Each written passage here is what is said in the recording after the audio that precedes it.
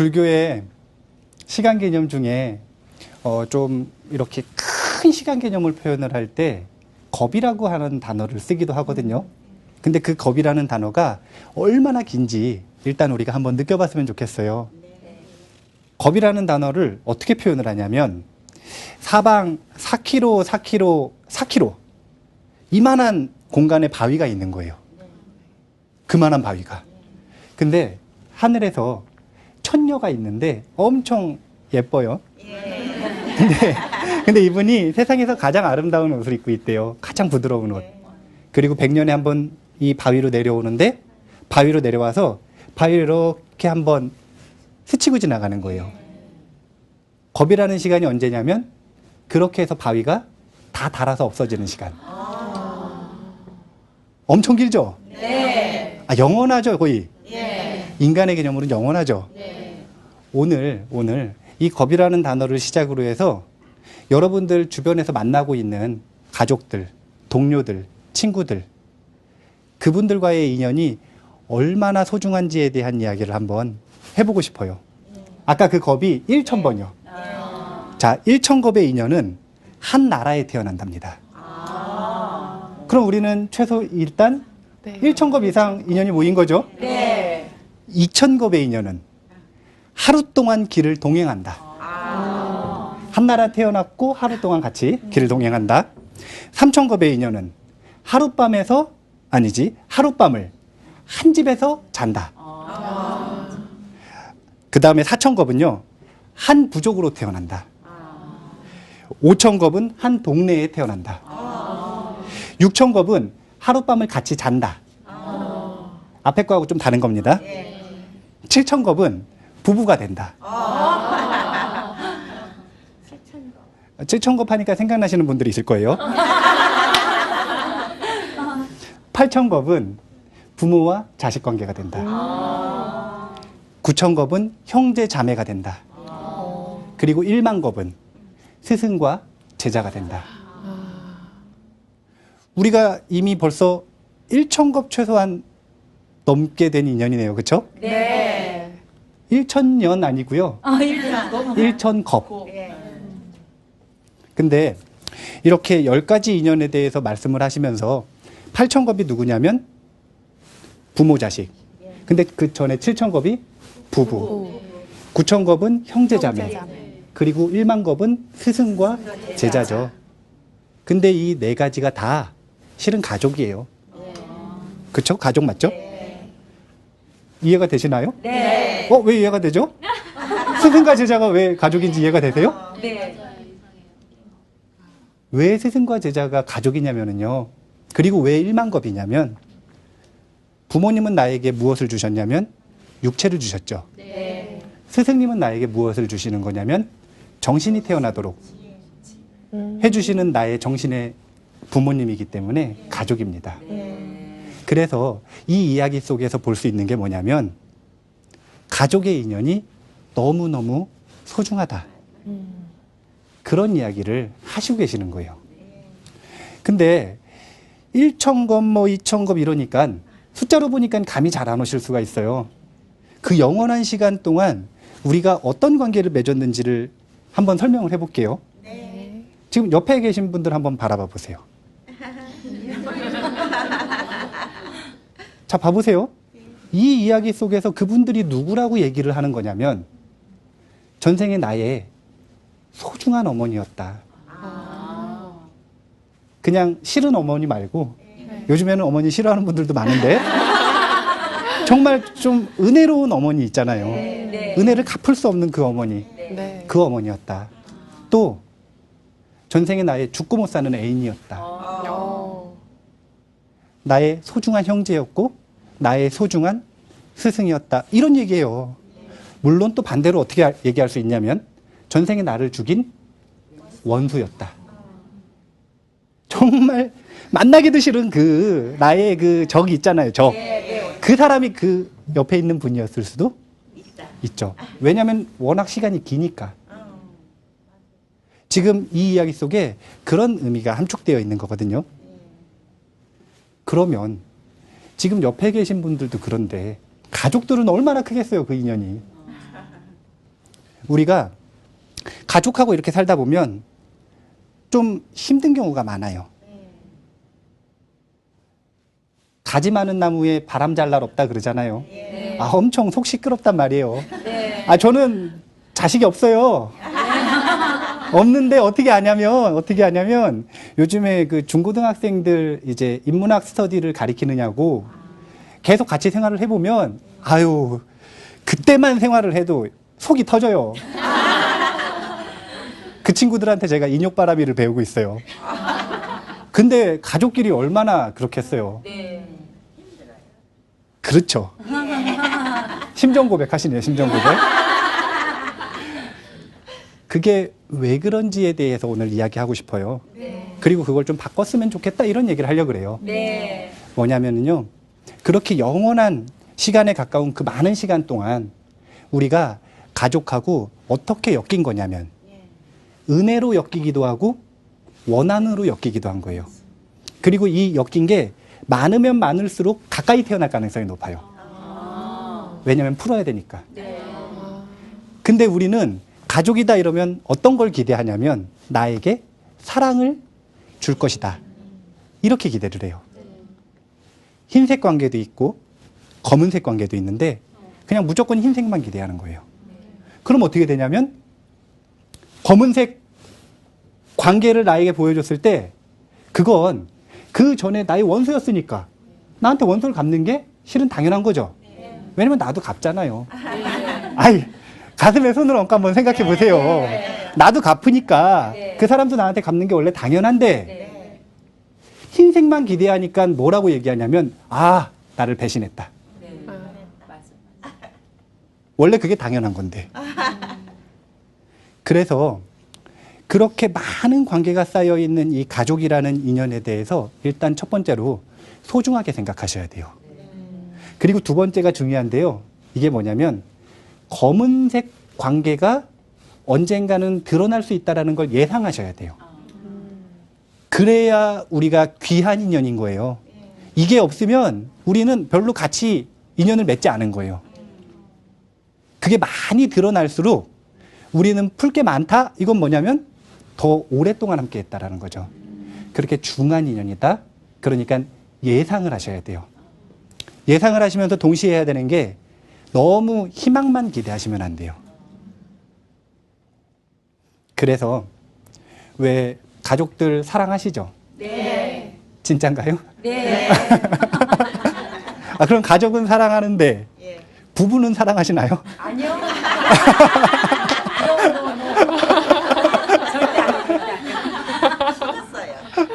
아, 여기 결혼을 안 하신 분들한테 좀 죄송스러운 얘기네요. 근데 정말로 이렇게 얘기하시지만 사랑한단 말이에요. 저희 모친하고 부친을 봐도요. 맨날 싸우세요. 지금도 싸워요, 지금도. 지금도 싸우는데 그러면은 제가 이제 그 저희 법당에 이제 법문 들으러 부모님들이 오세요. 그럼 이제 싸우셨다 그러면 항상 제가 중재해드려요. 그럼 갈라서라. 아, 갈라서라. 딱 손잡고 모친 손 딱 잡고 나가자. 됐다. 우리 절 가서 살자. 근데 그럼 뭐라 그러시냐면 그래도 이러시면서 집에 또 가세요. 그게 싫다 그러면서 사랑하는 거거든요. 그렇게 사랑하는 가족이잖아요. 그 가족한테는 우리 한 번쯤 좀 져줬으면 좋겠다. 이게 되게 중요한 것 같아요. 가족한테는 좀 바보처럼 굴어도 돼요. 가족한테도 너무 똑똑하게 굴면 그건 똑똑한 게 아니라 그게 바로 바보가 되는 거예요. 지금 격하게 공감하시는 분들이 계세요. 오늘 무슨 일이 있었어? 가족하고는 우리 좀 바보처럼 져주면 좋겠다. 그 져준다라는 게 뭐냐면요. 일단 예상하셔야 돼요. 검은색이 나올 수 있다라는 거. 그리고 흰색만 바라는 그 마음을 내려놓는 게 져주는 겁니다. 이게 도저히 내려놔지지 않는다? 그럼 다른 마음을 드세요. 그게 뭐냐면 그 사람도 나를 뭔가 기대를 가지고 희망을 가지고 바라볼 거 아니에요. 내가 그 사람에게 흰색을 보여주기 위해서 노력하는 데 집중을 하세요. 그러면 관계가 참 많이 좋아질 수 있어요. 이제 이런 얘기 들으면 꼭 누가 시비 겁니다. 바로 연습 문제 나오게 되어 있거든요. 가시면 가족이 바로 시비 걸 거예요.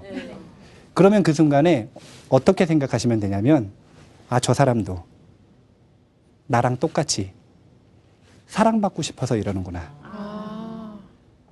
그냥 무조건 바로 막 욕하시거나 그러시면 안 되고요.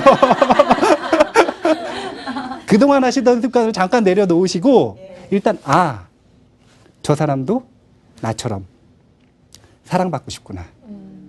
이렇게 생각을 하시고 한 번쯤 져주는 그런 연습을 하셨으면 좋겠습니다. 너무 소중한 인연이니까요. 네. 아시겠죠? 네. 네, 감사합니다.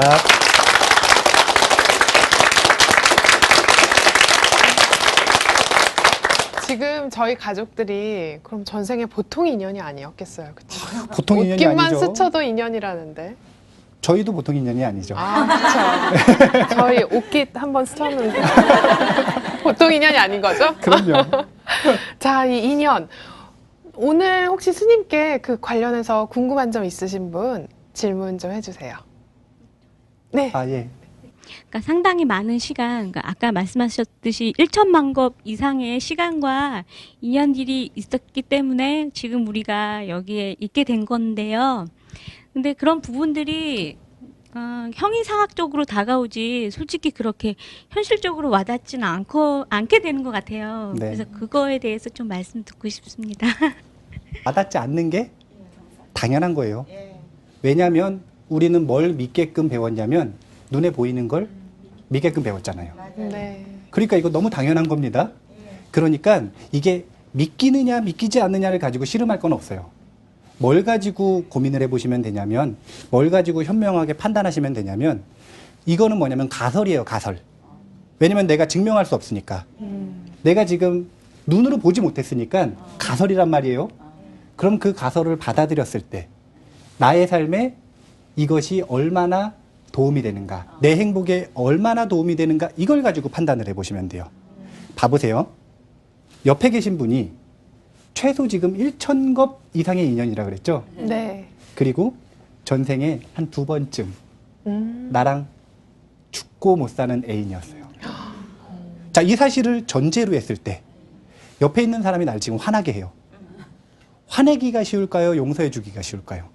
용서. 아, 물론 화내기가 쉽죠. 아, 물론 화내기가 쉬워요. 아, 예, 예. 아, 지금 화내기가 쉬워요. 근데 비교 대상이 있어요. 이제 뭐냐면은 이런 걸 전혀 몰라요. 그냥 지금 눈에 보이는 관계예요. 오늘 처음 만난 사람이에요. 근데 나한테 무례하게 굴어요. 이 상황과 비교했을 때 어떤 때 더 용서하기가 쉬울까요? 처음. 아, 그쵸. 그 전제를 가지고 있을 때. 와닿지는 않지만 그렇다 그러니까 뭔가 지금 화내려고 하면 좀 찝찝하잖아요. 네. 만약에 저 사람이 진짜 내 애인이었으면 어떡하지? 정말 내 부모님이었으면 어떡하지? 그래서 이런 사상을 가지고 있는 티베트 민족들은요, 농사를 지을 때 너무너무 조심해요. 왜냐하면 나의 지렁이 어머님이 돌아가실까봐. 나의 지렁이 어머니가 돌아가실까봐. 그렇게 자비로운 성품을 기르는데 아주 유용한 그런 가설입니다. 혹시 질문하신 분께서 인간관계가 만족스러울 만큼 좋으신 분인가요? 그렇게 만족스럽지는 않은 것 같아요. 몇 퍼센트나 만족스러운 것 같으세요? 한 70%요? 희망은요? 희망은 99%? 99%가 되시려면요, 지금 이렇게 말씀드린 것처럼 이런 게 뭐냐면은 부처님이 인간관계에 조금 문제가 있는 분들에게 내려주신 처방전이에요. 부처님을 대의왕이라고 얘기하거든요. 대의왕, 큰 의사다, 가장 큰 의사다. 그 가장 훌륭한 의사가 인간관계를 개선하는 약으로서 주신 처방전입니다. 그래서 선택하시면 돼요. 나의 인간관계 만족도를 99%로 만들고 싶다? 그럼 노력해야 되는 거잖아요. 어떻게 노력하는가? 이 가설을 나의 세계관으로 만들기 위해 노력하는 거예요. 반복적으로 생각해보고 또 생각해보고 화날 때 직접 한번 써먹어 보는 거예요. 아까 가족하고 할 때 바로 욕하시면 안 된다 그랬어요. 그것처럼 일단 딱 멈추고 생각해보는 연습을 하시면 인간관계 만족도가 99% 넘어서 100%까지 가지 않을까 그렇게 생각을 합니다. 네. 어떻게 선택하실 거예요? 받아들이실 건가요? 네. 그리고 노력하실 건가요? 네. 아, 좋습니다. 근데 스님 가족 이야기 하셨잖아요. 네. 근데 사실 가족이 제일 편하기 때문에 화도 잘 내고 그러는 경우가 많거든요. 혹시 여기 계신 분들 중에 뭐 가족과의 관계에 관해서 궁금하신 분 안 계신가요? 아, 네. 제가 가족들 사이에서 진짜 듣기 싫어하는 말이 비교하는 거 정말 싫어하는데 누가 더 잘났네, 내가 더 못났네, 또 직장에서도 누가 잘하네 못하네 이런 말 너무 수없이 들어서 정말 그것 때문에 스트레스 받다가 이제 병도 나고 이제 약도 먹어야 되고 이제 최근에 직장까지 그냥 그만두고 이게 꿈이라고 생각했는데 현실은 그렇지가 않으니까 이게 꿈과 현실은 굉장히 다른 건가 혼란이 와갖고 좀 꿈을 저는 잃어버린 것 같아요. 그래서 상처도 너무 많이 받고 이제 집에서는 알아주지 않는 그런 마음이 이제 내재돼 있는 것 같은데 너는 왜 그러고 있냐 이런 말만 들으니까 이걸 어떻게 극복을 해야 될지 궁금해요. 혹시 저런 상황이 특별한 상황인가요? 아니면은 조금 일반적인 상황인가요? 특별한 상황이라고 생각하시죠? 저 개인적으로는요. 그렇죠. 네. 이게 문제예요. 이게 문제예요. 이건 뭐냐면 아까 가족에게 기대하는 것처럼 예상 못하고 있는 거예요, 지금. 흰색만 바라고 있는 거거든요. 근데 관점을 한번 이렇게 바꿔보세요. 지금 나만 바라볼 때는 그 문제가 정말 특별한 문제예요. 근데 세상을 바라보는 프레임이 이렇게 있으면 한번 넓혀보는 거예요. 자, 이만큼의 공간을 바라볼 때는 벌써 일반적인 상황이라고 얘기하죠. 지금 여기가 서울인데 서울의 범위로 보면 그 서울에 이런 문제를 가지고 있는 사람들이 많겠죠. 한국으로 보면, 이 지구로 보면, 이 우주로 보면 이게 뭐냐면 프레임을 넓히는 훈련이에요. 사람 각각마다 마음에는 공간이 있어요. 그 공간이 넓으면 자, 봐보세요. 제가 크면 이 컵은 작은 건가요? 큰 건가요? 제가 이만하니까. 작은 거. 근데 내 공간이 요만해졌어요. 똑같은 컵인데 큰가요? 작은가요? 커요. 이런 거예요. 내 마음의 프레임을 넓히는 훈련을 하면, 내 마음의 공간을 넓히는 훈련을 하면 이 정도 문제는 아무것도 아니에요. 그러니까 그냥 사람들이 비교하는 건 당연하다라고 생각을 하셔야 돼요. 그걸 어떻게 바꾸려고 하면 나만 상처받아. 왜? 나는 그 사람들이 아니니까. 그 사람들도 내가 아니니까. 뭘 보면 아실 수 있냐면 지금 질문하신 분의 여러 가지 성향 중에 주변 사람들이 마음에 안 들어하는 부분이 분명히 있을 거예요. 있나요, 없나요? 그거 바뀌나요, 안 바뀌나요? 절대 안 바뀌죠. 왜 그런가요? 이해할 수 없으니까요. 이해할 수 없다. 그러니까 그게 나를 이해할 수 없는 건가요? 안 바뀌는 그 사람을 이해할 수 없는 건가요? 안 바뀌는 둘 다인 것 같아요. 둘 다. 그러니까 결국 이해 안 된다는 거네요. 둘 다 이해 안 되는데 좀 공격적으로 오거나 그러면은 네. 저만 상처가 되고 네, 제가 극복하기 힘들고 네, 왜 나만 이렇게 아파야 되고 네, 그러니까 약간 자기 한탄 같기도 한데 네. 좀 그러니까 건강이 나빠지고 상처만 자꾸 이렇게 성향이 받게 되니까 이게 스트레스가 좀 계속 지속이 되는 것 같아요. 좋아하는 운동 있으신가요? 네. 뭐 좋아하세요? 에어로빅이요. 에어로빅을 열심히 하세요. 에어로빅을 열심히 하세요. 이거 진짜예요. 운동을 열심히 하세요. 아플 때는 이해가 안 되는 것도요. 건강해지면 이해가 돼요. 이게 뭐냐면 내가 커지는 거예요. 아. 내 배터리가 충분하면 소화시킬 수 있어요. 그래서 뭐에 집중을 하셔야 되는 거냐면, 다른 사람을 이해하려고 노력하는 그거에 집중을 하는 게 아니라, 내 마음을, 나가 지금 나도 안 바뀌는 그거 있잖아요.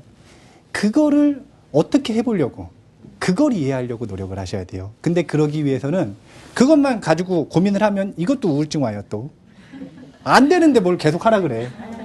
그럴 때는 어떻게 하면 되냐면 좋아하는 걸 하시면 돼요. 에어로빅 더 열심히 하셔가지고 전국체전 나가는 거예요. 전국체전 나가는 거예요. 어떤가요? 글쎄요. 이럴 때도요, 어떻게 하시면 되냐면, 사람들이 이해가 돼서 이해를 하는 게 아니에요, 실은. 어떻게 하면 되냐면요, 한번, 네, 라고 스스로에게 한번 대답해 보시는 거예요. 그럼 어떻게 되느냐? 줄다리기가 계속 이쪽으로, 지금 안 되는 쪽으로 밀리고 있다가, 이제 이쪽으로 돌아설 수 있는 힘이 생기는 거예요. 네, 그것 때문에. 네, 그것 때문에요. 이게 바로 바깥에 있는 기준의 장점입니다. 그렇게 알람을 해주는 거거든요. 그 길은 아니다. 그때 네 라고 대답하시고 한번 해보는 거예요. 까짓 거 뭐. 지금보다 더 나빠지겠나? 혹시 더 나빠지시면 원빈 스님을 사기죄로 고소하셔도 됩니다. 다만 했을 때 전국체전 나갔는데 안 된다. 이러면요. 힘내세요. 또 궁금한 점 있으신 분? 아, 네. 가족을 소중히 하라고 말씀을 하셨는데, 네. 저 같은 경우는 이제 저희 부모님이 이제 연세가 이제 50대, 60대 이렇게 되시다 보니까, 그러니까 저 같은 경우는 저가 조금 이제 부모님을 많이 이해해 드려야 하는 입장이고, 네. 부모님은 여태까지 살아오신 그게 있다 보니까 고집이라고 해야 되잖아요. 그래서 잘 꺾이려고 하시지 않는 그런 경향이 있으신 것 같아요. 그렇죠. 그래서 그러다 보면은 이건 분명히 내가 맞는 말을 하고 있는데 부모님이 막 억지를 쓰시니까 벽 보고 얘기하는 것 같고. 근데 그럴 때는 그래도 내가 젊으니까 이해해야지, 내가 자식이니까 이해해야지라고 하면서도 너무 서러운 거예요. 이거는 바른 문제를 내가 맞다고 얘기하는데도 부모님이 아니다, 아니다, 막 우리가 살았을 때는 그런 건 아니었다 이런 식으로 이렇게 말씀하시니까. 네. 그래서 이렇게 고집이 세시거나 아니면 연세가 많이 드셔서 뭔가 그런 부분에 너무 이렇게 딱 이렇게 생각이 굳혀져 계신 그런 부모님, 그런 가족분들을 대할 때, 그러니까 문제가 이건 단기간에 해결되는 문제는 아니잖아요. 네. 그럴 때는 나는 어떤 마음가짐으로 해야 할지 이게 지치거든요. 그런 문제를 자꾸 이렇게 겪다 보면 나 스스로를 끌어올려도 지치고 하는 과정의 반복이라 이럴 땐 저를 어떻게 다스려야 할지. 또 가족들한테 받는 상처가 남들한테 받는 상처보다 훨씬 크거든요. 네, 맞습니다. 네. 어떻게 해야 할까요? 일단은요, 더 크게 상처를 받는 이유가 기대심 때문에 그래요. 봐보세요. 옆집 남편이 바람 폈어요. 우리 집 남편이 바람 폈어요. 뭐가 더 큰 문제인가요? 우리 집 남편. 아, 왜? 똑같이 바람 폈는데? 이게 바로 나의 것이라는 집착이에요. 이놈이 주범이에요, 실은. 이놈이 주범이에요, 이놈이. 다른 게 아니라. 그래서 아주 이게 계속 똑같은 대답인 것 같은데 뭐에 집중을 하셔야 되냐면 일단 스스로의 마음에서 그 기대하는 마음이 있으니까 지치는 거예요. 그래서 어떻게 안 지칠까가 아니라 이 기대하는 마음을 어떻게 조절해야 되는가. 이 부분에 일단 초점을 맞추셔야 돼요. 근데 이거는 원론적인 얘기잖아요. 지금 사시는 곳이 혹시 부모님하고 같이 사시나요? 20대 넘으셨죠? 독립하세요. 독립하세요. 현실적인 부분에서는 아무래도 부모님하고 같이 사는 걸 제가 조금 더 원하기도 하고 경제적인 부분에서도 그래서 그럼 집세 내나요? 생활비를 이제 보탬을 드리고 도움을 드리기는 해요. 바깥에서 사는 것보다 조금 내나요? 많이 내나요? 비슷하게 내는 것 같아요. 그래요? 네. 그럼 대등해요. 그러면 싸우셔도 돼요. 근데 만약에 부모님 집에 20살이 넘었는데 같이 산다. 근데 부모님이 나를 힘들게 한다. 그러면 아르바이트라고 생각하셔야 돼요. 부모님도 성인, 나도 성인이라고 대접해달라고 지금 얘기하고 있는 거잖아요. 나도 성인이고 부모님도 성인이다. 그러면 성인인 것답게 경제적인 것, 그리고 생활, 그리고 정신적인 것까지 본인이 스스로 일단 갖춰야 되는 거예요. 근데 만약에 충분히 생활비를 내신다면 이왕이면 떨어지는 게 더 좋고요. 20대가 넘고 30대가 넘으면은요, 실은 독립하는 게 정답이에요. 그게 트러블이, 여기 지금 다른 곳에서 지금 문제의 해답을 얻으셨어요. 다들 공감하시는 분들이 많아요. 지금 아까랑 다르게 얼굴이 순간적으로 밝아지셨어요.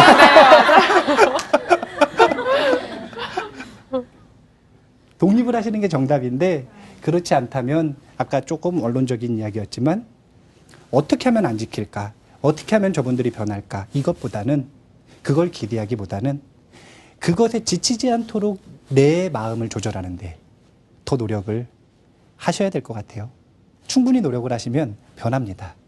이거는 제 경험담이에요. 제가 해보니까 분명히 변해요. 어떻게 대답이 됐을까요? 네. 자, 그럼 내 마음을 조절하는 일. 그럼 우리가 조금 더 행복해지려면 어떤 식으로 조절을 해나가면 좋을지 조언 좀 해주세요. 알겠습니다. 군대에 가면은요, 뭐 계속 군대 얘기만 하네. 근데 이제 최근까지 군대에 있어서 군대에 가잖아요.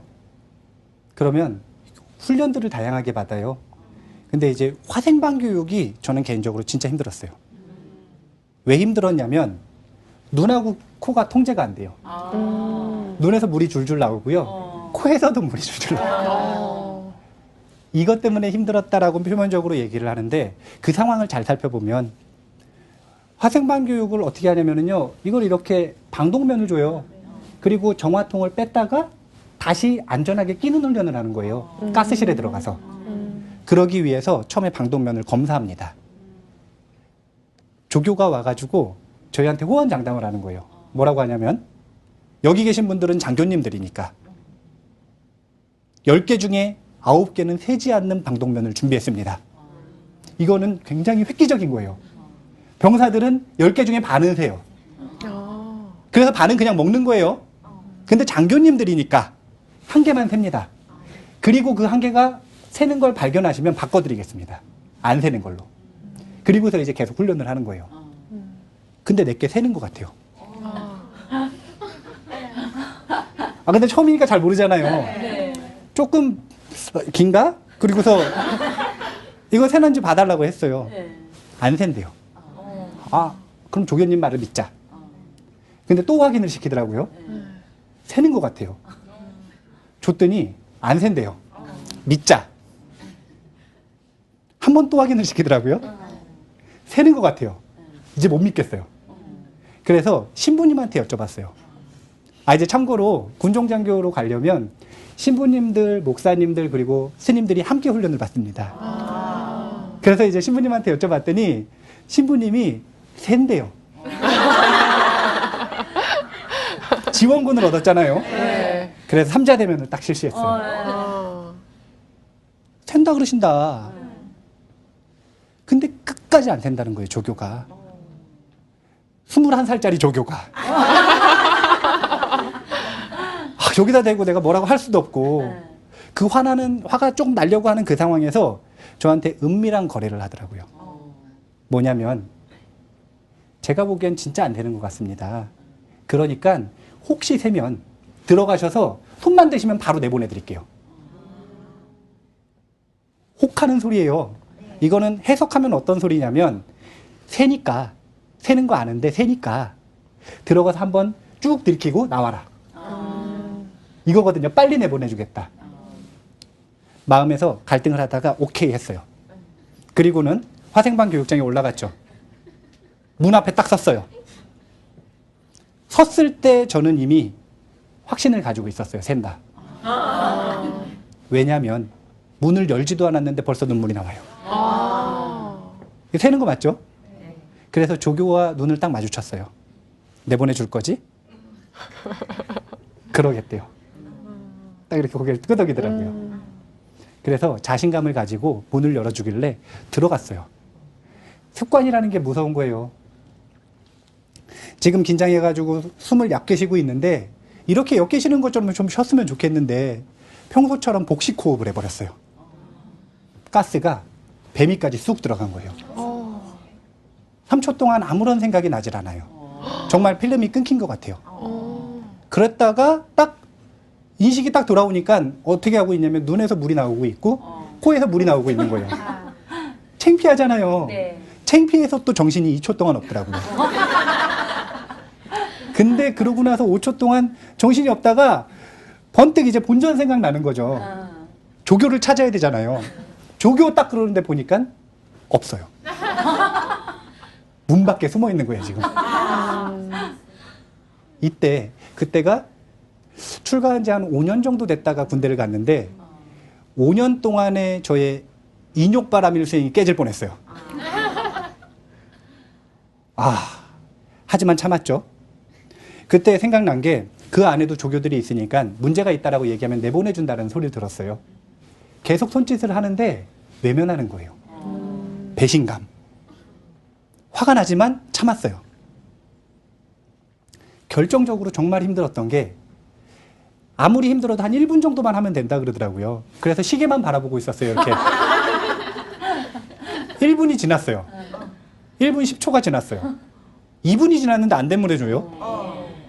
3분 딱 있다가 내보내주더라고요. 근데 이게 진짜 결정적이에요. 힘든 순간은요, 1분과 3분이 3배가 아니라 3000배예요. 그 시간의 차이가. 그래서 나오면서 그동안 이 쌓였던 이 분노가 폭발했어요. 바깥에 있는 이 조교한테 화낸 게 아니라 훈육대장한테 화를 냈는데, 장교님들 중에 훈육대장한테 아주 대담한 화를 내고 갔어요. 그 훈육대장이 괜찮냐고 물어보시더라고요. 근데 그냥 지나가는 아주 큰 화. 외면하고 그냥 지나가 버렸어요. 제 인욕 바람일이 그렇게 끝났어요.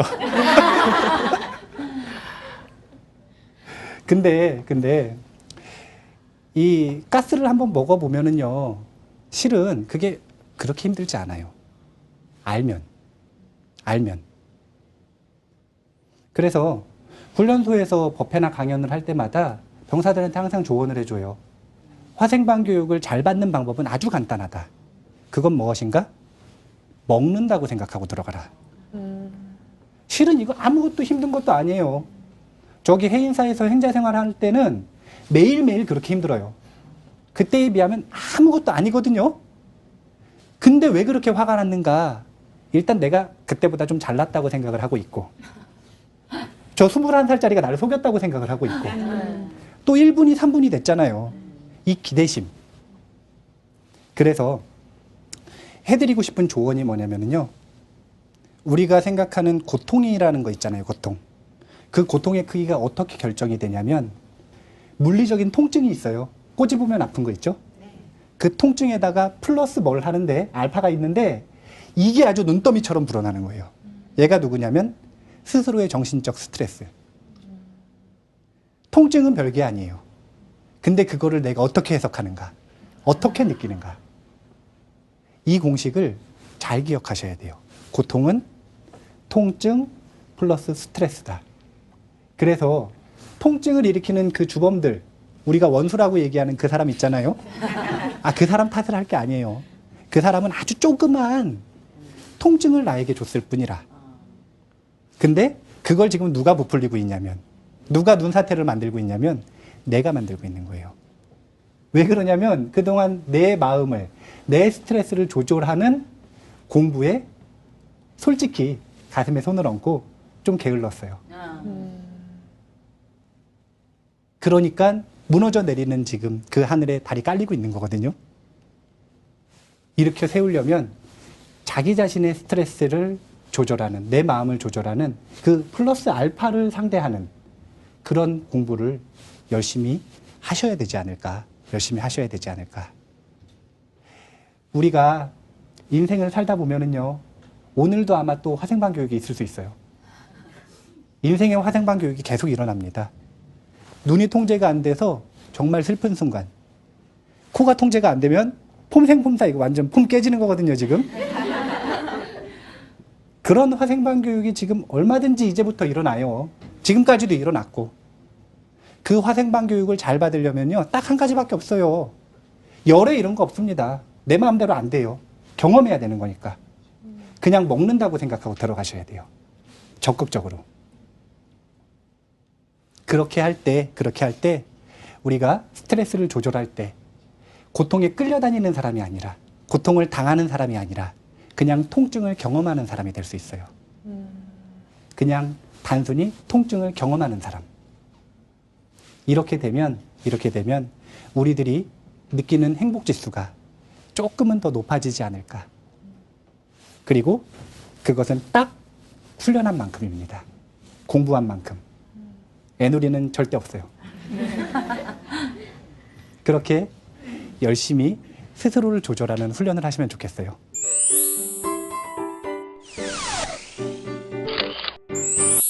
고통을 당하는 게 아니라 통증을 경험한다라고 생각하면 좀 마음이 좀 달라질 것 같아요. 달라지죠. 네.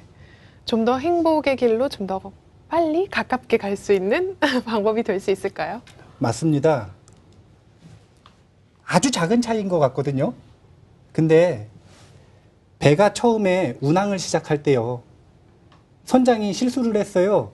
나침판을 0.00001도 틀어져 버린 거예요. 그럼 처음 시작할 때는 그 차이가 클까요, 안 클까요? 근데 부산에서 출발해가지고 저기 미국 도착했어요. 그러면 그 크기가 얼만큼 커질까요? 간만큼 커지겠죠. 간만큼 정말 커지겠죠. 지금 이 순간에 고통을 경험하는 사람 아니죠. 고통을 당하는 사람.